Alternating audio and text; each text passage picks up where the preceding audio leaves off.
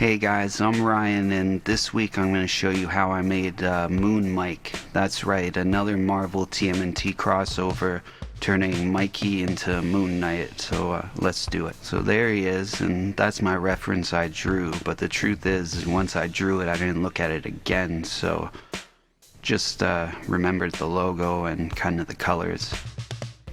But I have this figure. He was like a dinosaur hunter, Mikey from the 2003 series. Not Dinosaur Hunter, it's something like that. The one they went back with the dinosaurs and hung out with them. So they weren't really hunters, they were like dino pals. Because I think there was a separate one that's like a triceratops. Anyway, I had to heat up the cape to cut it off because that's not the cape I want, and to work it's better to have it off. I have to put a gray cape.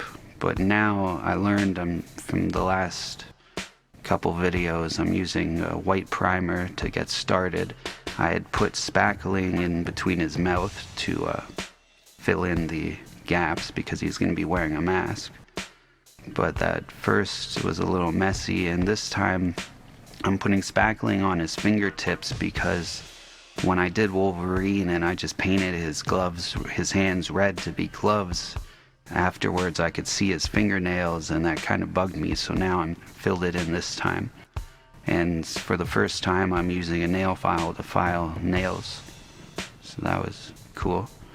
But also his beak, it's just that shape, like MoonKnight has kind of a pointed division in his mask, and just a little bit of black with white primer is just the main color I'm using. And this is not spackling, but it's like spackling. It's called Richard's Nail Hole Filler Joint Compound, something like that. And it's just a little thinner than spackling, so I can get into the little cracks and it sands nice.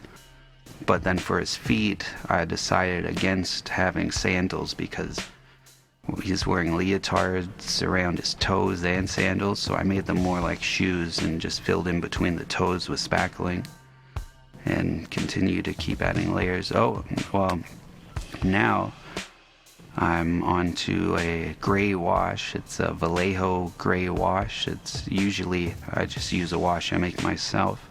Now I was wondering how I was going to do the logo on him, so I had drawn it and colored it and glued it on.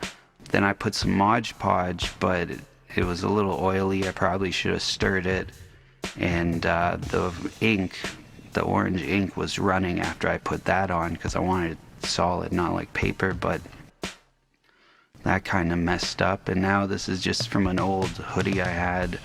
I took some I cut off a sleeve and I made his hood, and then I had a couple options for the cape, but I went with the same as the hood, and just gluing that down with super glue, and I put a fold at the front to kind of make it hang better. And I had to paint over the emblem because the orange ran and it looked shitty, so I painted it all white. Then I painted it black so that I put silver on. I painted a bunch of places black because silver just pops out more if you go over black rather than white. But then I also dry brush a bunch of silver around a lot of the white places to bring up some edges. Now he needs a weapon. I had made one out of foam, but it looked stupid and I didn't like it. I looked at some other options. It's just, I can't tell you what it is.